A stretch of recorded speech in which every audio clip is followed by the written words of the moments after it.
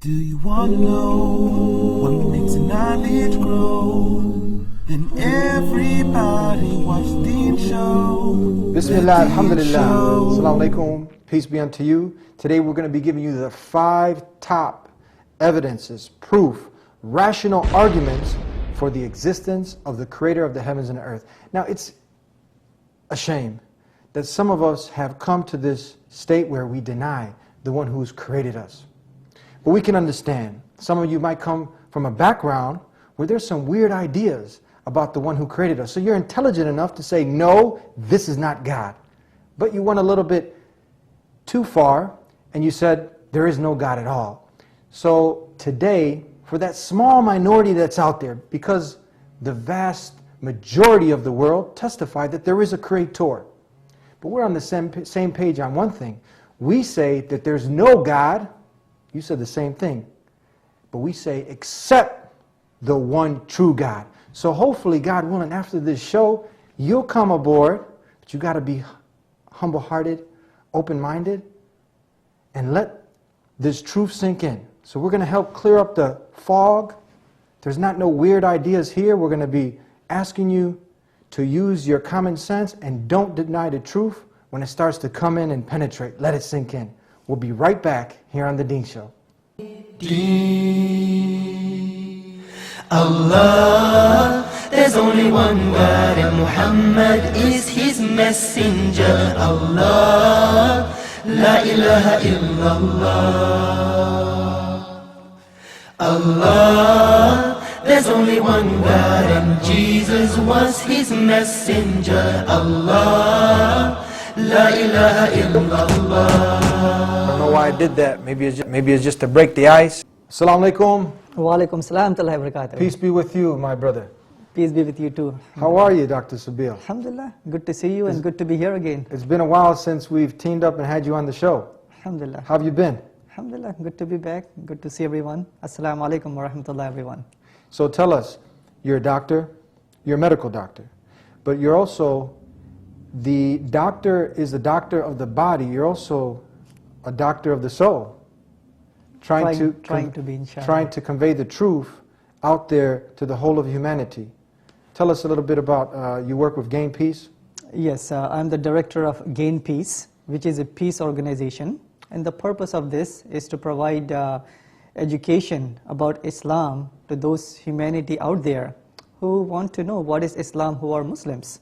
So we provide them a venue where they could get to know what is Islam, who do we worship, what is the purpose of life, and how we could be the best in this life so we could achieve paradise in the hereafter. Now time is short. There's a small minority of people who deny totally the existence of the one who created us. Now it's evident. You look around you, you see the sun, you see the moon, the different planets, and you see the animals and the different colors and shapes and languages.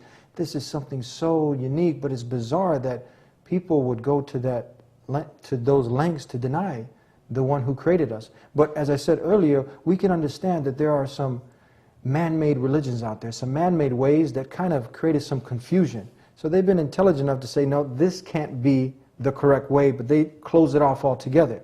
So we want to hope that they, after this show, will see the rationale and logic behind these arguments and Islam. So let's start off. We're going to go in chronological order. We're going to start from number 5. We're going to give the 5 top arguments for the existence of the creator of the heavens and earth. Let's start with number 5. Take it away. All right. So I have 5 top arguments, inshallah, which we are going to present. So number 5 would be argument from biology, inshallah. Biology, okay. Biology, okay. So Brother Eddie, suppose if you go to beach today after the show, yes, right, just to relax. Once you go to the beach, you will find some water waves coming up on the shore, and you will see some patterns, some markings on the beach that is created by water waves, could be by wind, could be by rain. When you look at that pattern, you would automatically say, this is created by nature. Because nature creates those kind of patterns. Suppose if you go to the beach tomorrow, and if you find some writings on the beach that says that Andrew was here, suppose, and he was here on the 22nd of April, and he had a good time with his family. when you look at that information, that writing, would you assume that that is coming from water, wind, rain? Or would you assume that there is some intelligent person who made those markings? Now, if you're actually seeing those markings Yes. embedded, Yeah. I mean, this common sense would tell you, you know, that couldn't just happen by chance. Yeah, it cannot be by chance because that is information. Yeah. So information could only be created by intelligence. So nature, it creates patterns, and intelligence creates information. Now, here comes the very big point. Within each single cell of our body, and there are 50 trillion cells. 50 trillion cells. Yeah, 50 trillion cells in the body of each single human being. Within each single cell, there is a nucleus in which there are genes that are instructions of how a cell should function, how the body should function, all the organs, how they should function. So they are like the blueprint, the instruction manual within each cell in the nucleus. So if you take these instructions and write them in the form of a book, for example, you will have to fill up 900 books, 500 pages thick, each book. Wow. That's how much information is there within each single cell. In each cell. Each cell. The whole library. There's more than a library. I mean, just... Yeah, 900 books, 500 pages long each Yeah. book. So that is information. That is not some pattern. That is not something by wind, rain, hail, and all of those things. And as we have mentioned, if you see some markings, it has to be intelligence. If you see some information, it has to be intelligence. So within each cell is information. Where did that information came from? If it's not by nature, it has to be intelligence. And that intelligence, we Muslims say, is the Creator Himself. الله لا إله إلا هو الحي القيوم لا تأخذه سنة ولا نوم له ما في السماوات وما في الأرض من ذا الذي يشفع عنده إلا بإذنه يعلم ما بين أيديهم وما خلفهم ولا يحيطون بشيء من علمه إلا بما شاء وسع كرسيه السماوات والأرض ولا يؤوده حفظهما وهو العلي العظيم. The creator of the heavens and the earth. The Not creator a of the man, not a monkey, where they might have, because of the background of their family's religion, many people worship these things. So they obviously have seen like, no man can come up with this, but the creator of the heavens and the earth definitely can, isn't it? Indeed, indeed. Now, some of you who are watching the show, they may be saying, you know, why can't it be just by random chance? You know, somehow in that primitive earth, things may have came about to be.